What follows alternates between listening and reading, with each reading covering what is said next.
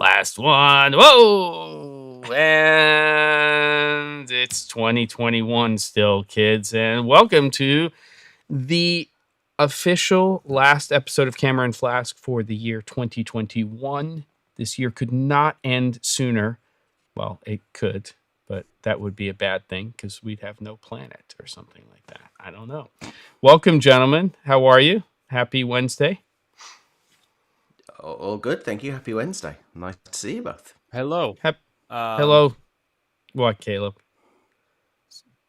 Something's happening. What does that mean? No, not again. What does that mean? Oh, there it is. Stupid. Since I do my stream before this one, I have multiple browsers open. Yeah. Because I don't want to use Safari, which is my main browser, and accidentally show, my B&H, I don't know. Yeah. Order, I don't know, whatever. Just because I know it's me. Someone's gonna get a card number or something. So I use Firefox, which who cares about Firefox? And then I close the window, but I minimize it every time for some reason. And so when we start the show, I've got everything muted, and then there's a delay, and then I'm like, I'm good, and then out of nowhere, it's just Jem's voice. Feedback loop. So yeah. Anyway, you're sorted, good to see you, though. gentlemen. Yes, we're good to see you.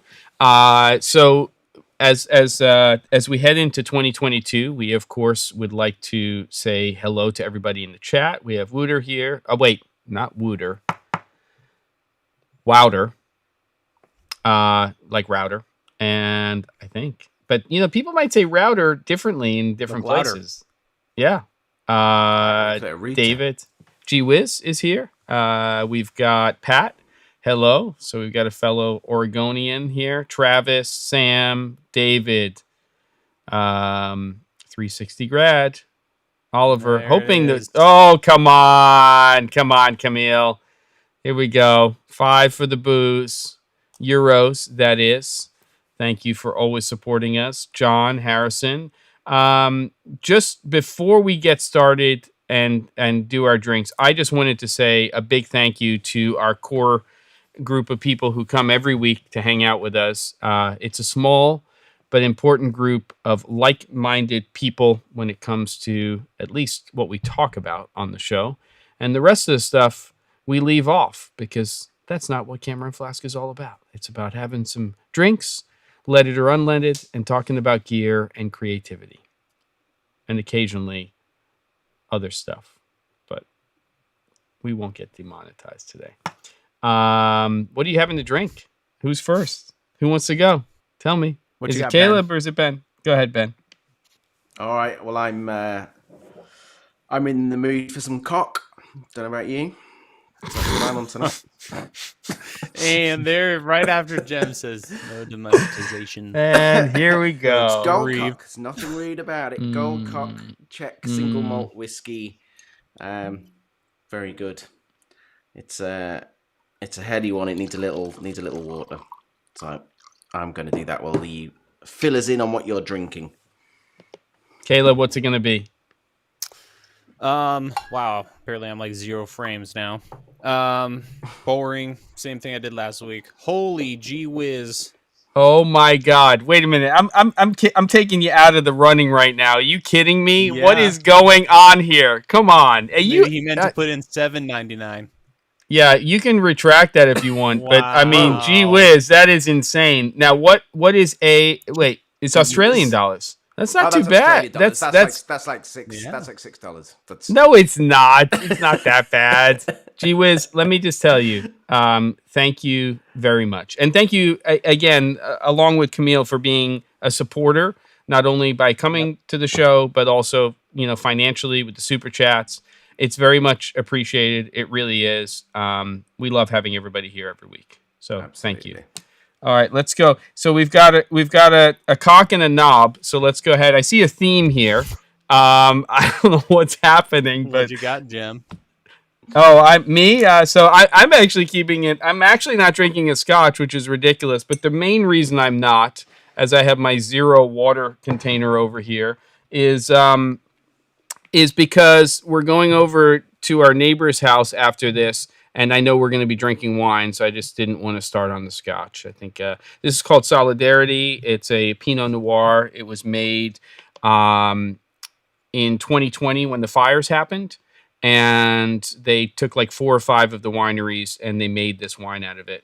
So there you go. My favorite eggnog. I don't know what my favorite eggnog is. So here it is, gentlemen, to the end of 2021 and to a great 2022. Cheers to everybody. And I think that I think Ben's gonna do it in silhouette. It's pretty nice. Why not? I'm gonna we'll cheers in silhouette and I'll sort this All right. Cheers, everybody. power issue out. Come on, Cheers. Joe. There we go. Just sitting All in right. the dark with your gold, you know what? With the knob. There we go. All right. Well, thank you very much. Again, one more time. Come on. That is ridiculous. Come on, gee whiz. I'm very, very appreciative. Donations over $50 should just be left in the top, like the whole show. I know. I don't even know how you do that, but Not block. yeah. Can you resize them? Is that possible? I don't know. Let me see. Cheers. Why Ben turned into a demon? He's always a demon. What are you talking about? He didn't turn into a demon. I don't know about this. Yeah, tell me. 360 grad. I'm gonna cover that in my favorite gear. So stay tuned. Okay, great. He asked Good. a question. And has anybody else put anything in the chat about gear? Did any 5 to 10 emails not make it through to Jem's email? If so, Well, now's your time to let us know. If they did, then they're lying because I actually spent 20 minutes today going into my spam folder and checking every spelling of favorite without a U, with a U, gear 2021. So unless it was some cryptic email, to my knowledge, David is the only person who submitted one. But we'll see. Okay.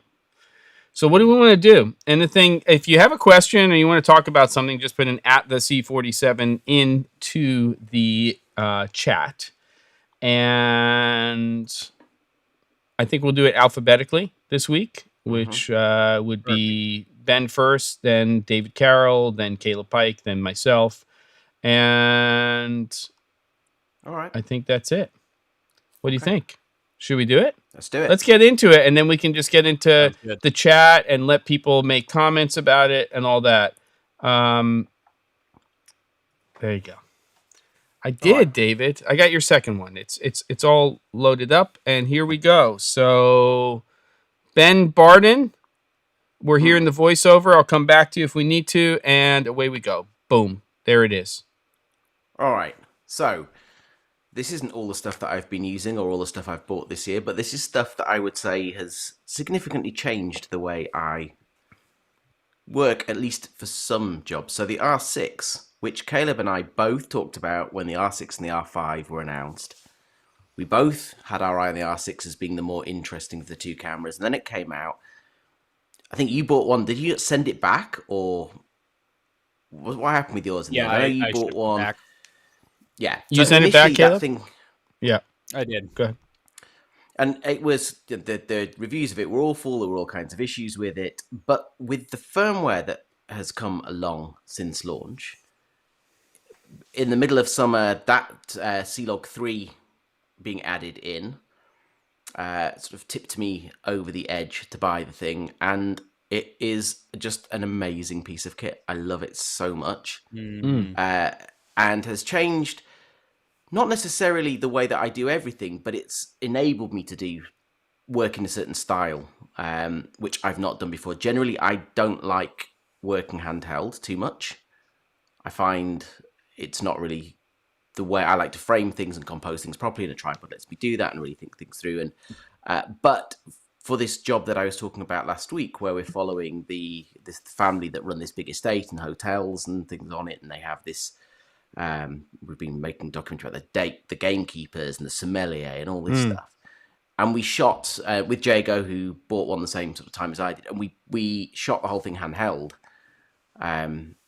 which with the image stabilization in that, which I know has been around in Sony for ages, and we've talked about this a million times, but it just works so beautifully. It's really good. So it's been a bit of a revelation using that, and the first few products that I'm talking about are in that kind of handheld run and gun thing. Now, when I go off and do things offshore on oil rigs, which for those of you that haven't been hanging around here for too long, that's a part of my work in normal times when COVID isn't all over the places that I work on oil rigs and go and film bits and pieces for PR stuff or engineering first or whatever it is.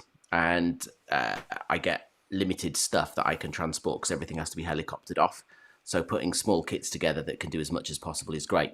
That camera in the 4K, the 50 or 60p, and it's great. Also in 1080, the 120 frames is remarkably good and even punches up the 4K nicely as well. The color off it's great. I really like it. The image stabilization in body is fantastic. And then if we go on to the next product, the thing that I bought with it was just a quick interim. Just wanted to acknowledge El Jefe. It was a $5 super chat. Thank you very much. And with a big acknowledgement to Caleb. Caleb, I've been watching you since you had hair. Keep going, drinking with you guys in Columbus, Ohio. So that's a great one. Okay, good. So let's go ahead. We're getting on to the next one. Thank you, man. Number 2. Yeah. There you go. So I was going to also put this on, but I bought the small rig. I can't remember what they're called. One of the 2 small rig cages, the more expensive one, which is also very, very good for this, which has an awful lot of mounting points on it. But it's also narrow enough that I can use that thing still when I'm using that camera for stills. But this is the ND adapter, Canon's ND adapter with a drop-in filter. So they do one with a circular polarizer, and this one's a variable ND. So this is amazing. So you then are able to use it like a cinema camera with all my EF glass. So I haven't bought any RF lenses at all. Everything's all still EF. And that's making life very easy. Cool. The only thing that I don't like about this is that if you then move outdoors to indoors, you're gonna need to either take that out, and they do sell a clear drop-in filter for it, but it's like £100, so I guess it'll be similar dollar amount, which is insane. So we have taken to occasionally putting a bit of tape over it, which isn't great. But I also have a normal non-ND adapter that goes on. But that thing's brilliant. I love it so much. And it's got hard stops on it as well. So that issue that you get with a Vari ND when you can turn it too far and then you get the X pattern. And sometimes in the heat of the moment, you don't realize if you're not using a monitor, you can easily record a lot of stuff and then get that back into edit and go, oh no, this is awful, because there's not very little you can do with it after. And this doesn't let you get that far. It works very well. It's a good product. It's ridiculously expensive for what it is. It's like 400 quid. But definitely worth it, I would say. But speaking of quid, do you know why it's called quid? Where that comes from? I don't. I mean, it's not a trivia question. I'm just wondering. I didn't know. I mean, it's. I thought you were going to come up with a really interesting little tidbit of information there. No, I don't have an interesting. Wait a minute. Look at this. What's happening here? It's blowing up here. Super chat 360 grads. Come on. Yeah, because it's the end of the year. Love you all, and you 3 as well. Of course. And sorry if I'm too much sometimes, but I like to make people laugh. Grew up with Mel Brooks and Monty Python. Hey, we love it. You know, we love living on the edge a little bit. And then here we go. We got another one here from Brandon, $4.99. And what's an affordable wireless video transmission system to monitor multiple cams? I'm familiar with Holly, Terra, and CVW. Keep it up, guys. Dream team. Any notes on that before we get into number 3 product? I've got nothing. Yeah, anybody I would say wireless? You're already on the right track there, Brandon. With those brands, multiple cameras, you're gonna have to get multiple units, most likely. Yeah. Yep. Oh, all right. Cine. What's it called? Cine something. Yeah, not the eye. All right. Whoa. The little the Cine Eye, I think. The little tiny thing. Oh, oh my gosh, what is happening? What is happening here? It's like blowing up here, El Jefe. I mean, you got a question here. Super chat, $50 US. I Wow. cannot get rid of noise from my Canon R5 in C-Log 3. I overexposed by one stop. Do I need overexposed by even more? Caleb told me to ask here. Quid is like saying $50. That's true, but for pounds. So, but I don't know why it's called bucks. I think it's the buck stops here or something. I don't know. But so I'd be interested to, I'm assuming that the noise is in the shadows. I definitely would not, to me, it's about where you expose middle gray. And when you're shooting in log, are you using an external monitor? Because I would definitely push that closer to like 40 to 50 on a waveform monitor, sort of in the middle or just to the left of it on a histogram. But I'd also be interested to find out what those scenes are like. Like, this is very problematic. If you look at my frame to a degree, we've got a lot of, black in the frame. There's a lot of darkness. And that's really where you can get into some problems. But there's so many questions I have for you. Like, what ISO are you usually shooting at? That's also part of the equation. What are you rating your camera at? Because you said 800 on my stream. On your stream. So the R6 is also a little noisy at 800 if you have a lot of shadows in the image, because there's this thing that we get into our heads that we get, the native ISO of that sensor is 800, so we go, well, that's what we must leave it at. But actually, it's still going to be noisy. You can still dial that down. You might reduce a little bit of dynamic range, but most of the time, you maybe don't need that in that scene. And actually, it might be more beneficial to come down on the ISO, get a cleaner image. Yeah, that's what I got. 800, I use it 800, and I do get a little bit on there, but it does clean up if you turn it down. Yeah, I mean, mean, the thing is, go ahead. Oh, I was just gonna say, depending on what you're doing with LUTs and your grading, I find anytime if you're thinking about like a log, like add curves to your footage, right? Anytime let's see, this is backwards, so anytime you raise that, or would it be this way? Anyway, you get it. Anytime you take that curve and you're pulling it up, more noise. Anytime you're pulling it down, reducing. So exposing to the right, like we talked about. Don't use willy-nilly LUTs that are gonna mess with things. And then cameras are noisy. Like if you get an A7S III, it's noisy. It can be noisy. So I think we can sometimes, if you've only been looking at your one camera's footage, you can be like, "Why is there noise?" But it's just especially if you're pixel peeping and obsessed. I'm not saying you are, just throwing that out there. It can be easy to, you can get stuck in a rut where you're like trying to find the perfect image when it's impossible. And it cleans up pretty nicely. So Resolve, which is what I use predominantly for cutting stuff off that camera or off the R6, is that cleans it up beautifully, really easy. So I have a set kind of go-to setting that I know cleans that up very quickly. So I'd say El Jefe, the other thing to think about is while they don't talk about it very much anymore, like when the 5D Mark II came out, it was, and there are cameras that do this. There are what are called native and then derived ISOs or ISOs. So on those cameras, 5D Mark II, 5D Mark III, I think the first round of cinema cameras as well, you basically had these ISOs that were the native ISOs. So for instance, on the 5D Mark II, you would do 320, 640, 1250, 2500. Those were native ISOs. And then all of the other ISOs were derived from those native ones. How that works, I don't know exactly. But what I would do as a test is not only expose to the right, which is, thinking about a histogram, or overexposing without clipping your highlights when you're looking at the waveform monitor. Because what you want to do as, in post is you want to adjust the image down with these problems with noise. You don't want to lift the image. If you're lifting the image in post, then you're going to introduce and reveal that noise. But I would do some tests where you shoot the same scene at a few different ISOs and see what happens when you bring them in and your noise levels. So even though they may say they rate the camera at 800, sometimes that is not related to log. Sometimes it is. And then the camera has native ISO. So I wouldn't say I don't go below 800. I would absolutely try 640 and then try 1250 and see what's happening with your noise levels.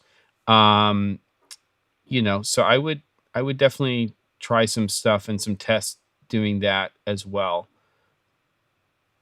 I don't know. Gents, do you think that might? Yeah. Yeah, I don't know what the native ISO is supposed to be for that camera. But I would try 600. Yeah, but I would try 640 and 1250 and see if you see differences in noise.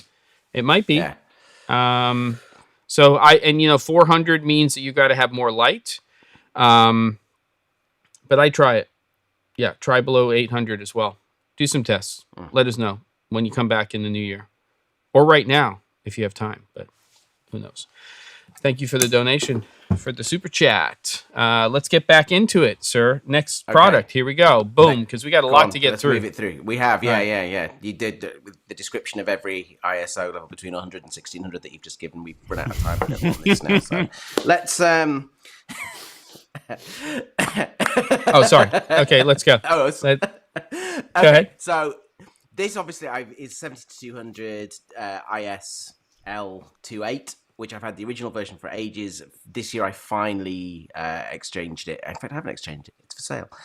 For the Mark II version, which is a marked improvement. And that with the IS on it, with the R6 with the image stabilization on it, which with all in-body image stabilization, use it with crazy wide lenses, it's not that great. Use it with these lenses, it's incredible. So you can shoot stuff handheld with that lens at 200mm, not just a quick in an emergency, but regularly and decent stuff out of it. It's great. Next. And that was almost as long of a description as my ISO. Let's go ahead. No, it really wasn't. This not even close, Jam. Just messing with you. Come on. This is something I bought for an interior job recently. It's a Samyang 2.4 14mm, which they do in... I'd used an AF1 that Jago had. It was really good, really sharp. And they do this higher end version, which I hadn't heard of. It's full manual metal construction, and it's amazing. It's such a good lens. It's so sharp. It cost me about, about $800, something like that. It's phenomenal. It's such a good lens. It's called the XP series, so worth looking at. I've seen very little about it. I didn't know about it. I'd not seen anything about it, and it just came up doing searches and reviews. All said it was great, and it really is. Next, yeah, wish. Very little barreling, even for video. Panning at 14mm. You'd normally get that incredibly weird kind of warping going on in the edges of frame, and that really doesn't do it. It's great. So it's very usable for video as well. Video mic NTG, just great with the R6 again for run and gun stuff. That just lives it on there, and on the other little mount that small rig has. Moving on. Oh yes, sir. We don't need to go into too much detail about this. It's not as important as every step of ISO. Wow. Wireless go-to. You're going to milk that ISO thing for a long time. Long time. At least the rest of this episode. This I love so much because obviously these work great if you stick an external mic in, but they're also pretty good with the internal mic. In terms of run and gunny stuff. If you're getting things thrust upon you, go like, you need to talk to this guy. Just get a quick line with this guy. Just throwing it in a shirt pocket in the top. You need to do nothing else. The thing works great. It's really good at not being noisy with getting rustle from clothes moving over it. So for what you lose in obviously amazing audio quality, just for convenience and versatility, these things are amazing. And I just ordered that little case with the charging thing in it that we talked about months ago. Yeah, I found companies doing that here. Great. Again, just one of those little products that is making my life much easier this year. Okay, we can move on again. Thank you. Go ahead. Okay, fine. I'm ready. Go ahead. So, okay. You see the front wheel, like that one. This is my van that I bought this year, which has transformed. This has been a huge difference to the way I've been working because I haven't been able to fly much last year. So I've bought this and I've been driving backwards and forwards to the UK. It's great. I can sleep in it On the right, this bed thing that I had built is incredible. So you can use it as a bed. You can use that to rig. So when it's raining, the tailgate swings up, you're dry. You can rig cameras on the top, loads of room in the bottom, where you've got 2 levels, or the middle seats fold down, it's a bed. Love this thing so much. And on the right front tire there, you can see, I have that at 34 PSI, and the one on the left at 34. But on the back, I find that 32 PSI it gives a little bit better ride. But I've tried it at 36 as well, and in some ways that's better. It gives it more stability, but it's just a little harsh. Sorry, I was just trying to find something else to equate to the ISO thing that we could just go into a little more detail and just do a bit of a deep dive onto. Never gonna give it up. Speaking of ISO, we have another super chat from Daniel Moore. We know Daniel. Evening, gentlemen. Dan's just set up this agency. Which looks amazing, doing all sorts of digital marketing, and congratulations, it all looks amazing, and well done on that. But just quickly back to the van thing. Amazing. Oh yes, please. I'm sorry, I didn't think we were continuing with that. Let's go. No, the van thing, so I put a leisure battery in this so that charges. So when the alternator then charges that as it's going. A what? There's loads of USBs. A leisure battery. A leisure battery. No, but what is a leisure battery? What does that mean? Leisure. Hello, it's a leisure battery. Where's my leisure? Where's my leisure battery?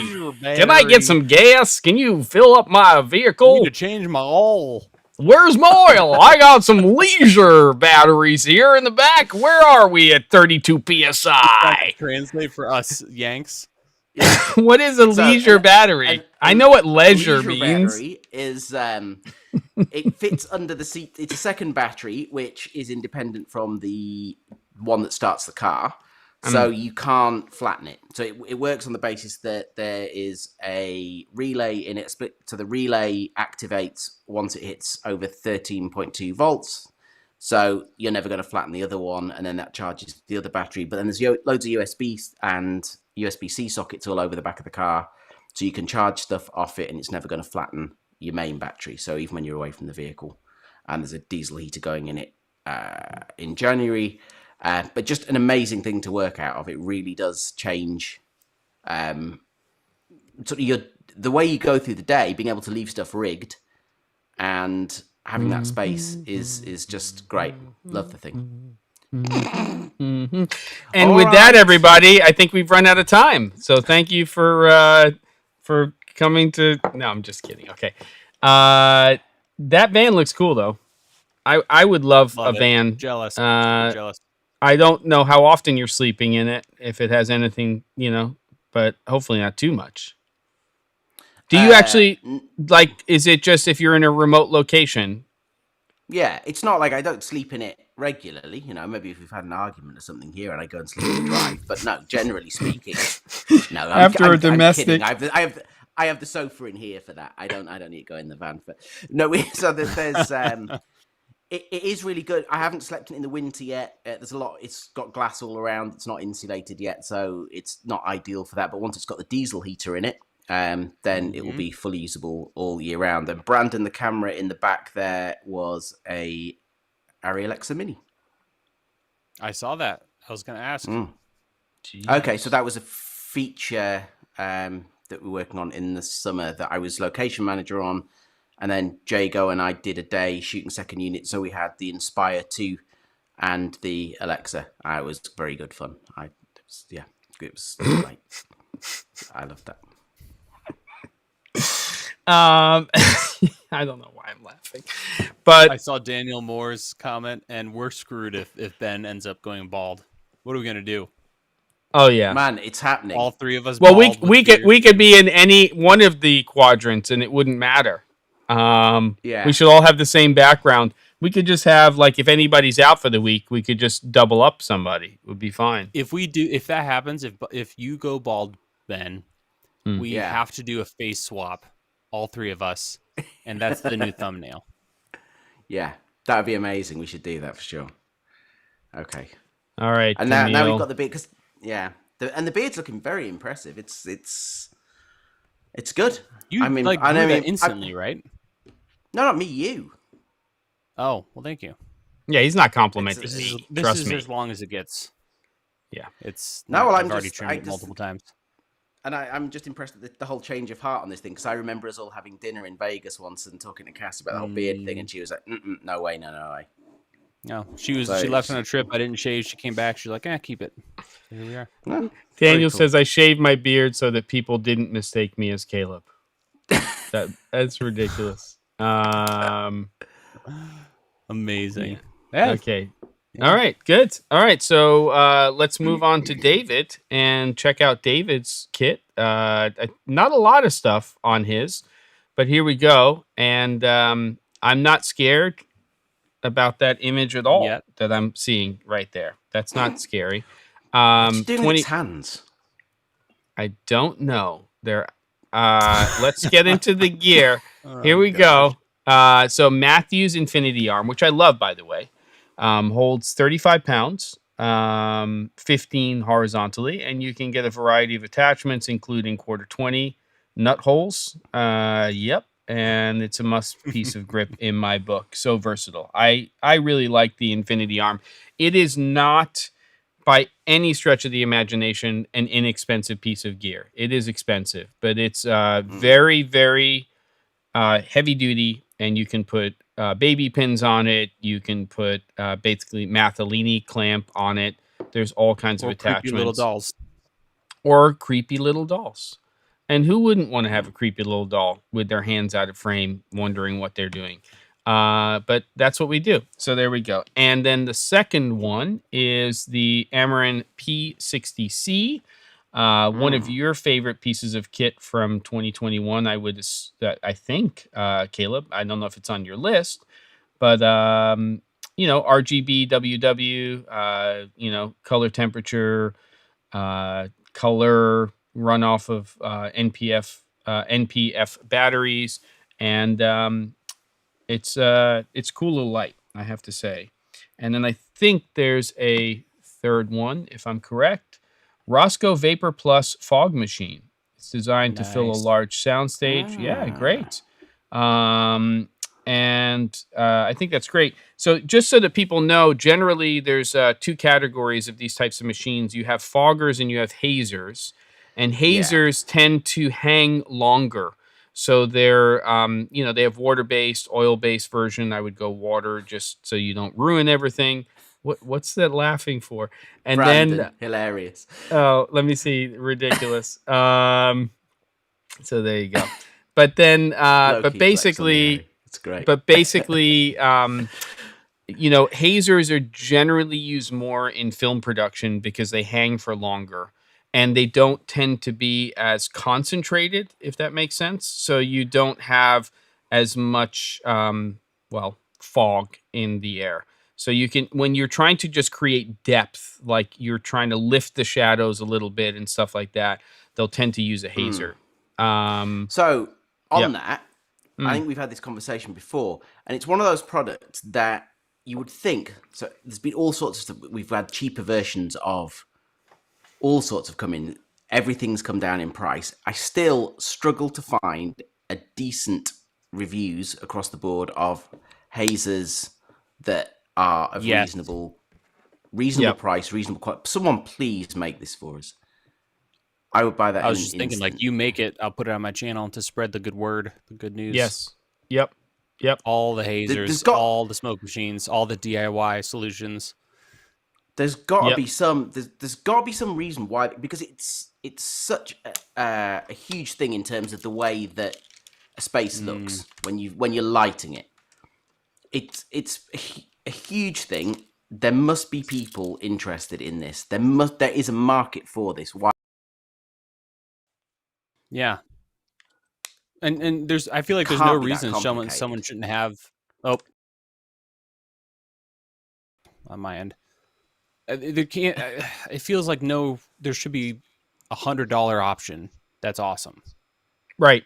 I mean, maybe I'm oversimplifying, but it's taking a liquid, and I mean, if you can buy a coffee maker for $10 at Target, you should be able to buy a haze machine for $100. That's good.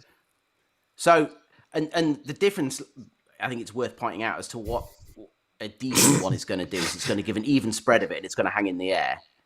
And you're not going to, it's going to stay there without you having to keep refilling it. It's not going to just be some huge block of smoke that's then going to wait half an hour for it to clear.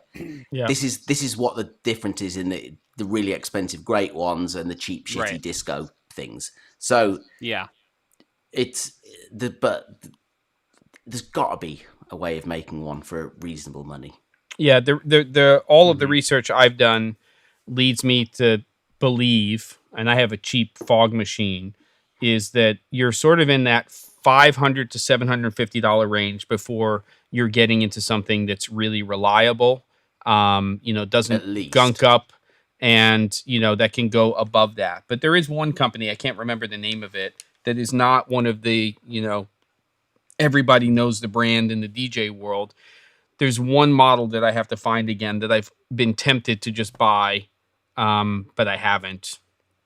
So I think it's a space that I bet you if like Caleb, you and a bunch of other people who have big audiences started making videos about fog machines and hazers, and they started to pick up, then we would start to see the industry making cheaper versions of them, to be honest. But I think it would be great. I think, anything that would be in the $250 or less range would be fantastic.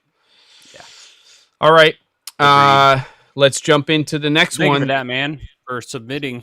Yes. Thank you, David. Thank you. Great stuff. Here's my flex to not quite meet Ben's flex. Proof. Whoops, wrong side. Proof that I'm not just some greedy YouTuber who only accepts free stuff. I finally got my P60c in the mail, my personal copy, if you will. Yes. Nice. Yep. I'm going to buy one soon, too. I am, too. Radical. Okay.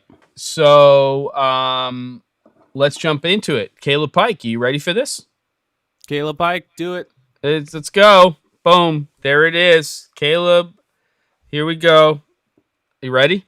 And begin. Boom. Whoa. First is a lens. No cameras, I don't think, on the list because I haven't really changed anything. But this lens has lived on my A7S III. It's budget. It's amazing. It's great.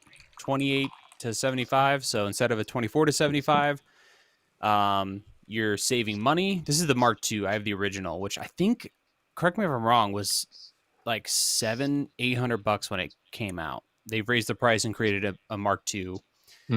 But f2.8, and because of that weird focal range, it's smaller and lighter. Got it. Fantastic lens. Love it, love it, love it. Next. This lens I'm wicked into right now. It's the new full frame, the beginning of the full frame lineup from Sure. Man, if you're into anamorphic and want to do it easily, these are going to be fantastic. So looking forward to the rest of the set. $1,500. I mean, for an anamorphic, it's nuts. It's full crazy. frame anamorphic, Gem, and it's not 133. It's 1.6. Yes, 1. I know. Time. I know. Yep. 2.9. That's f2.2, boys and girls. Come on. So it's pretty sick. Come on. Next. This is the microphone I'm using right now. $100. You sound great. And it's built. I've got way more expensive microphones that aren't as nice. So that mount, it looks like plasticky. That's all metal construction. The mount on this thing is fantastic, and you can angle it nicely. It's super duper nice. So if you're looking for a simple, amazing sounding cheap mic, that's the one to go with. Even better than the one from Wish. Yes, sir, which I have right here next to me on the floor. Yeah, he's stomping on it right now. It's like a Jewish wedding right now. He has it wrapped in a napkin, and he's like a cloth napkin. He's gonna step on it and crunch it like it's there it is. I haven't used this. I haven't done anything with it since we did that video. Listen to this. Kind of sounds like the camera I bought from Wish. Did you hear that? It's unbelievable. Yeah. Of course I heard it. It's like it was like in there. It's like already. Salvation Army. It's like you're and it's broken. It's ridiculous. Speaking of Speaking of that microphone, Mr. Caleb Pike, what is the product that you use? Because I'm using something with the Mix Pre, but you have a hardware solution to make things nice and quiet when it comes to exterior stuff. What is that? That's not on your list, is it? Do you know what I'm talking about? It's like a hardware thing. Yeah. 286S. I'm not trying to put you on the spot here, but I'm just asking. It's the DBX 286S. It's like a rack mount thing. I just have it sitting on the desk here. Right. But yeah, it's a preamp with a bunch of filters built in. 286. And one of them is basically a noise. One of them's like a noise reduction filter, right? Essentially. Correct. There's noise. It's hardware based. Nice retro style. Yep. But right now you're listening to me with everything turned on, and there's a bypass button, which is awesome because you can A/B test this. Yeah. So here's everything processed with a MacBook in the background. Process. No processing. Back to processed. You might not be able to tell over. Not much right now, but and I've got the microphone super close to me. But if you had a shotgun microphone going into this, it would make a world of difference. But because it's right on top of me, you're not going to really see that. So anyway, there's the mic. Okay, cool. Great. Next. Love it. Here we go. Next. Boom. Hey now. There it is. 60D. Yep. I would also include the 100D. Which was that last year or this year? I can't remember already. But those two lights, I mean, for the money, it's ridiculous. And the 100D is the same price as this new guy for some reason. They dropped the price for the holidays at least. So yeah, you're essentially getting a 120D for $169. Yeah, so these are great. Chuck them in corners. Quick question on general robustness of this, because I watched your video, which is great. And thank you. When you made the point about having to use a clamp onto the speed ring, if you're going to put big accessories on it, just general sort of robustness, because my interest in this is for using it outside and for just putting the handle on it and kind of running around with it with someone else is really interesting. Like general totally kind of build, and because I know it's all plasticky and okay, cool. It's plasticky, but what they did is all the parts that matter are metal. So on the bottom, there's a honking chunk of aluminum or steel for the nut hole for where it mounts. So you're not gonna have any problems with that. Yeah, you could whip it around. I just if you just go like this on concrete, it's not gonna do well. No, not that any light necessarily would. No. But yeah, you're not gonna have any problems. Keep it out of the rain. It's quiet. Cool. So it's just heavy modifiers. That's the only thing I'd be concerned about. Yeah. Because those lugs are gonna shear if you put a lot of weight. Yeah. But those little nubs, they're just gonna break off. But it's a clever design, isn't it? Yeah, for those of us who use a light, it's brilliant. For those of us who use like a 120D for like a background, or like I use one for shooting into a mirror, and then another one for going through like a Leica, creating a pattern on the wall. You don't need a lot of output for that indoors. No. So stuff like this is great. Just slap it on the back, call it a day. Cool. Next. Sold. These I recently purchased actually and have fallen in love with. So these are two. Well, I'm only showing one here, but they have multiple sizes. These are really affordable, massive soft boxes. So this is what, 6x4 roughly for $150 right now. It's on sale. It's unbelievable. And double layered. You can get a grid with it. You can get a Bowens mount or whatever you need. That's the one I used in that last video. So I bought two. I bought this one and I bought the whatever that is, 36x48, because I've been struggling with my ceiling height situation. So these give you a little more height, because instead of having something round, you can get something in kind of a landscape, rectangle situation. Mm-hmm. Yep. So I very much like them. Big fan of those two. They're lightweight, strong. So if you're looking for a big old softbox, and they're easier to set up. Some people don't like square or rectangles for the shape, but they're just really easy to set up. 4 rods, super strong, super simple. Yeah, that's the thing. Cool. With the round ones, you have so many rods, even with the new designs that Aperture And you has. can get quick ones, but packing them up, and I like those. And grids on an octagon suck to deal with. They're pain. Yes. Scott Balcom, come on. Where'd you come from? It's like you've been hiding from us. It's good to see you here. So, and then you missed everything, Slavic. You missed everything. Let's just be honest, okay? Jem got naked. That's what that was for.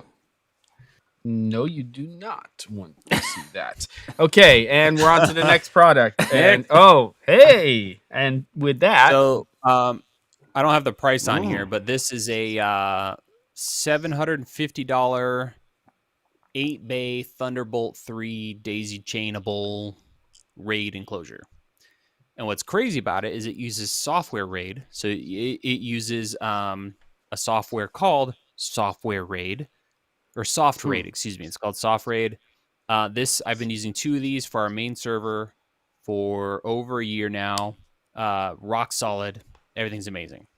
So one of them's our main server set up in a RAID 5. No, RAID 6. I already forgot. RAID 6, I believe. Then there's a backup duplicate with the same setup. And they're daisy chained together, and fantastic. So if you're looking, and what's cool, and for those who aren't into drives and stuff, you can do RAID on this. You can do JBOD. You could, let's be honest, all of us have this problem. Ben, I bet you in your house or your old studio or wherever, you've got like, I don't know, 4 500 gig drives, a couple 1 terabyte SSDs, some random 250s, a 1 terabyte, a 3 terabyte spinning drive. Full of that down there. Just random drives. You can buy one of these things and just stuff them with drives and then do whatever you want with it. You can configure it as one big drive. You can create multiple RAIDs because it's just like a JBOD box. So you can configure it however you want. So the question I have on that, is it only the software that comes with it that's saying for doing the soft RAID? So is the RAID created at the computer level that's in? The software or RAID. Is that just to manage the RAID that's hardware RAID within the box? It's all in the box. So you can quit the software and it still is a RAID. It's not like the computer is making it and managing it 24/7. So you can plug that into any other machine without any software on it, and it comes up as a full drive. You can create it on a machine and then hand it off, and it's something else. Cool. But there's very few 8-bay Thunderbolt 3 enclosures like that. So that's the one that I've been using and absolutely loving. And then the next, and that's $650 box only, $750 if you want the software with it, but you can use your own. So it's OWC, great stuff. Nice. Super fast, love them. Next one. What's not accurate, Scott? Okay, let's go next. Boom. And here we go. Ooh. Scott, apparently maybe my soft RAID or my software RAID is inaccurate. Anyway. I don't know. We'll find out. Yeah, maybe I'm completely wrong on that. I could be. What do you use this for? This is how so that box I just showed you, that last frame, 2 of those are connected to a Mac Mini Pro in a closet here in the studio. And then me and my editor have these on either end. And this allows us to connect over 10 gig Ethernet, which means we both can connect at the same time and work off of the same server, if you will. That's cool. And then the speeds are pretty fantastic. So those are great because you can run long distances, have your noisy fan set up, in another room, and edit with multiple people if you need to. So those are a great, affordable way to do that. Cool. And then is that it? Or is there I don't know. I don't know. We'll see. Yes, there is one more. Oh, Sumo 19. Switched to this year for the studio. Small HD was just too rich for my blood. I couldn't drop 35 to $4,000 on a HD display. Yeah. So this I got on a sale earlier this year. Use that and really dig it. And if I need to, I can record, but I don't really do that. If I were to do it over, I might buy one of those OC. Have you seen that brand, OC? Yes, with the 2 E's, Yeah, isn't it? looks pretty OCEE. interesting. Yep. They have 21-inch models for like almost half that price that do 1500 nit. So Yep. I don't know if they're any good, but and is that it on the end of the All right, we'll find out. I'll let you know. I'm going to go back here because we got about 10 minutes If left. there isn't, I know. And boom. Now we got another one. Okay, this is great. You plug a bunch of stuff in the back, AC power, and you can switch it. I use it for my nice. lights. It's super fun. Nice. And I think that's it. Yeah. All right, cool. Well, we'll see because I'll go to the next. Nope, that is it. And also, like you, Caleb, do not have any cameras on my list at all this year. So I'm going to bang through these pretty quickly, and it'll be like a speed round here in terms of stuff. So number one, again, I just want to preface this. Most of this gear is stuff that I own and I use every day. Some of it is just stuff that, I did lie. I do have one camera on here. Do I have one? I have one camera on here because I do think it's an important camera to talk about. And you, of course, have done a video on it recently, and it is this one here, which is the Ronin 4D. I do believe that we're starting to see a change in terms of, what's happening to and around the camera. Obviously, I think it's an important product. I, like you, Caleb, really feel like I want that camera to be a standalone product from DJI, as well as being able to be attached to all of this other stuff that it's able to do. And I think that that's the one thing that bothers me about the camera. I'm really hoping that they do that in the future. That would be something. But I still think it's a really important product. And so I'm putting it on one of my favorite products that came out this year. Laowa Venus Optics. I own the 9mm, 0D or distortion lens. I've used the probe lens. I just think in general, this company is really interesting in terms of what they're doing because they're kind of in their own lane. That in terms of what's that little smile you have there, Ben? Tell me. Nothing. It's fine. Okay. It was just PP joke. Just when Get it out of your system, just Ben. when you said I've used the probe lens, it was I don't know. It's fine. It's good. It's good. It's a good thing. I've used it. I'm glad. Okay, there we go. So we'll just Laowa, I think, is doing some interesting stuff. So I like their stuff, and I'd use that 9mm. I use it more than I thought I would. It's an interesting manual focus lens, but I like it, and they of course make full frame equivalents of their lenses, so you get like the 12mm, and they're doing some interesting stuff. So I like that. Yeah. The Mix Pre series, the Mix Pre 2 series from Sound Devices, I think is a great product. I'm using it right now along with their noise assist plugin. So my fan is going crazy on my MacBook Pro, and I've got my mini split going, and it does a very good job of helping with that. I think that the whole Wireless Go series from Rode, just in general, I mean, I use those Wireless Go's all the time. Obviously, the 2s are a big upgrade. I wish and I hope that in the future we see 32-bit float in their products.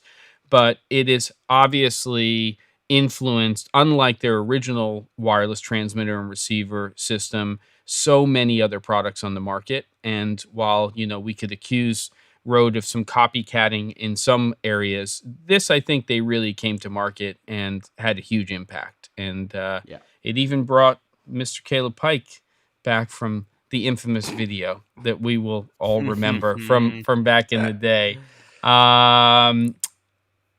This is the Zeopon Micro 2 slider, and I own this thing. And I've had a lot of different sliders, and I have to say that for a manual slider, they do have a motorized system for this, and it gets clunky when you want to go ahead and pan and set up all of that stuff motorized wise. But just as a manual slider, this thing is rock solid. It's the smoothest slider I've ever used for a manual slider, and I bought it on B&H.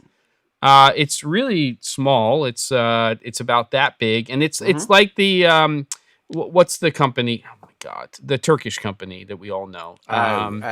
Edelkrone. It's very similar to that in that you get double the length. Edelkrone. Edelweiss.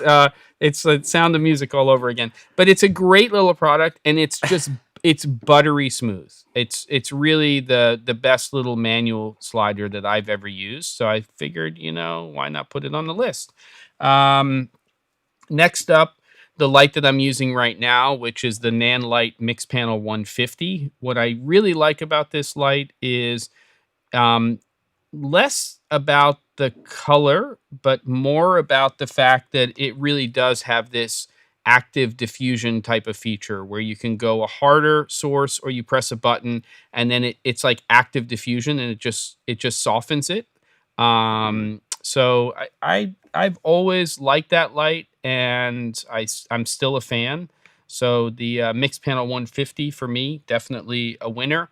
I also am going to buy one of these. I think that this P60c is, for the money, just ridiculous. I love what's happening with lighting right now. I think that Aperture is clearly, along with some other companies, but they're really taking the lead in terms of what they're doing with these affordable lights. I don't know why that picture-in-picture thing is showing up, but that's probably because I just added this at the end. But I think naming conventions are getting a little bit confusing because it's a lot of P60, P60, X, D, C, and then you've got to think Amaran. Yep. And I don't love the way they're naming these things right now. I think it's a little bit garbage. And then, let's put the COB in there, but is it the Amaran P60 what? I think that's a little nonsensy. Agreed completely. But the form factor of this thing is so small. The cost is absolutely insane at $169 and then $199 US. You can't fault what they're doing right now. Whereas I would go with the C instead of the X on this panel. I'd probably go with the D on the P60 COB version just because of the higher output. Personally, but I'm a big fan of bicolor, but that's where I am with that. And then there's a company called GoVee. You can find them on Amazon. GOVEE. I'm actually using a lot of their stuff. These little lights that I'm using in the background, they don't flicker. They're inexpensive, especially when you get them on sale. I think they're making some great stuff, and their app is solid. On those though, yes, sir. I'm ready. So my bulb is not actually. I have had the main bulb in this room is a GoVee smart bulb. Which you can then use on your phone, change it to any color you want. All the rest of it doesn't flicker. It's great, but it's gone mad after 6 months, maybe 9 months. It starts changing color on its own. So you put it on just white, and then it just starts changing colors on its own. I got nothing for you. I mean, every one that I've used so far, but I haven't had it for 6 months yet. It's like you're just ready for it to happen. I don't know, but I've been okay. It was great at the start, and now I'm kind of turned off a little, and the name, because it sounds like Michael Gove, who any of just our have some more gold cock. You'll be audience fine. will realize that that's not a good thing. Okay, good. Ridiculous. 16-inch teleprompter, which is what I'm using now. It's sort of the best size I found right now that's cost effective. You can get them for about $200 or less US dollars. And you have to pair it with the right size monitor. So for me, gentlemen, I have to get back to the teleprompter. So I'm using it. This is my second monitor I've gotten because the first panel I got was crap, but it's a 13.3 inch panel. It's pretty bright. And I have this now pretty far away from me. I mean, it's about 4 arms lengths away for the way that I have this all set up. And then I'm using the decimator to basically horizontally flip the image. There are some monitors out there on the market that will flip, but there's very few. So along with our hazers, I think that there's a huge market for creating some monitors that have that built in and not having to use external hardware. I hate that I have to use this, even though it does the job very well. And I'm going to go very, very quickly because I have to do this. A10 mini line. I use the Pro. I think for the money, for $500, it's a pretty great Rockstar product. I'd love it if it had an on-off switch for my purposes, but I understand why it's an always-on type of unit. Stream Deck Mark II, that's what I'm using right now, actually, to switch everything. So it's this little box, and I have it set up right now with presets for Ecamm Live. I use it with Zoom, so I can mute picture and sound and things. And yes, you can use the A10 Mini for some of that stuff, but I think that it does a great job. And I'm actually pretty surprised at how much I use that Stream Deck. And this thing, the Rockstar, you know this one, the TS3. I can't imagine using my previous version MacBook Pro without this. I'm not using every port, but I'm using a lot of them, and I think it's an amazing. I went through 3 different hubs before I got to this one, and this is the one that get out of here, digital performing. filmmaker, with your OWC. Yeah, I'm just kidding. Like poppycock. Not. I've had some issues poppycock. with Not saying, yeah, maybe me too. And I think that digit forever. I think that we do need to shout out, at least I do, to the M1 series MacBook Pros. I don't have one yet. Yes. I'm very tempted, and I think it will happen. But I've still got life in this one, and because I'm not cutting every day right now, I'm not going to bite the bullet. But the essentially fanless and incredible speed and all the other stuff, I would say that's the last product for my list. It was going to be on my list as well, and for some reason I forgot to put it on. Yep. But so M1 Max. Never have I had a product that has gone up such an enormous step in that kind of evolution of like MacBooks that I've had since 2001, I guess. I don't know about you guys. I'm just terrified that all the weird, strange little utilities I use are gonna not work. Oh, I'm totally terrified. And in fact, so I think I'm gonna milk Intel to death. I'm still Big Sur. I've had no real issues, and all the really. plugins, I got you editing beat. software. Ready for this? Yeah. I only did Big Sur about a month ago, by the way. So usually I wait until. Oh my God, unbelievable! I usually wait until the next OS drops before I upgrade. So it's usually at least a year, and then I do it. And so that I have the same concerns as you do, but I'm waiting. So probably 2022 will be my M1 Max year. I'm definitely going to get a laptop because it just makes sense for me and my workflow, even though I'm not traveling as much. But I like the portability. And there we go. El Jefe has been doing some tests in the background, just sent me a noise C-Log video on my Instagram. Pray tell, let us know what your findings were, if there's anything we need to know about. As we are at 402 or 403, we're really at the end of the line here for 2021. I feel like we're just trying to hold on to this year, even though I'm not. I've got to be honest with you. Do you remember this time last year when you were going, thank God it's over? Yes. 2000's done, 2021, it's all going to be different. See you guys at NAB. Yes, I can't wait. And I just got the email today. About April at NAB. So, we were just having this conversation, which we maybe take on and have it at a different time. But we were just talking about this now. So I might just book flights like today and see how things go. Yep. By the way, Ben has just released his 4-volume set on ISO settings in the Canon EOS series cameras. So you can pick that up on his YouTube channel if you'd like, if you can find it. And I love you guys. It's been a pleasure as always. And I am ready for this year to end. It's mental. I'm mental. Ben is definitely mental. And Caleb is the only one of the 3 of us that has his head on straight. But we need one of us at least, And I'm speaking for you, Ben, but I think there's truth to be said there. I think. I'll go with that. That's fine. Yeah. I'm looking forward to more variants, whatever that means. And And Oh, great. I don't know. I think this one might be the end of them. I think this one might be the one that just does it all. Yep. It either kills us all. Oh, I Let's just got to do show it. this to you real quick. Let's do it. All right, come on, let's do it. I'm ready. I'm ready. Screw it. Come on, do it. Where Are you is ready? it? You gotta really find quick. Yeah. Damn it! I can't. As long find as it, but I'll Cassie, read it as to long you. as Cassie's not giving us It's a a hard meme. time. It's a meme. Here we Okay. go. All right. Here This we is go. so jank. Will this work? I don't know. We'll see. Will it? Come on, AF. You got to be a little further. What's minimum focus distance on that lens? Clearly not. There we go. What does it say? Oh, I saw that. Yeah, it's amazing.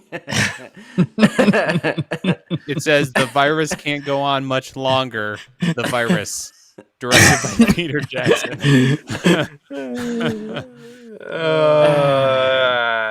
There we go. Look, here's to 2022, and actually Yes. seeing the two of you in person. That would be my That's goal there. for next year. Yep. See, this is the thing. I think I'm just going to book those tickets and live on that. That's what we're going to go. We're all going to meet together in Vegas, or even if Vegas doesn't happen, if at least I get to the States, and then maybe we can meet up somewhere between. I'll fly over to I don't Gems know. with you. Let's go. I'm Cool. down. You're That would be all amazing. welcome. Draw Let's do on that. his mannequins and just Yeah, we'll it'll be like Office Space. We'll take the mannequins out into the yard and we'll shoot it in slow mo on your R6. Okay, at 640 ISO. Perfect. Ben, At 1080p. it'll be amazing At at 720p. 1080p, at 720, at 540p. at 120p. Oh, come on. Yes. All right. To everybody here in the chat, thank you so much for hanging out. We will be back Yes. the first Wednesday of 2022, and no stress. There's no challenge. We're going to figure out what we're going to do, and all the best. Enjoy your family, your friends. Enjoy the things that matter in life, and just try to have a great end of the year with with everybody you love. That's what I would say. That's what any parting words for you, Ben? I don't think I can say it any better than that. Thank you all for joining us for all year. This has become a large part of my social life, as I've said through lockdown in 2020. This year, even though we've still been able to go out, this has still been the nice regular night in the pub. And we got Long Chris way to continue. Delapace. Delapace came in at the end. And Caleb, any final words for you? Nope. Same. Godspeed. We'll see you guys next year. Have a lovely end of the year. Hope you and yours have a delightful holiday season. Cheers to everyone. All the best. And Cheers. final sip for the year. Gentlemen, all the best. And the music comes in and we say goodbye.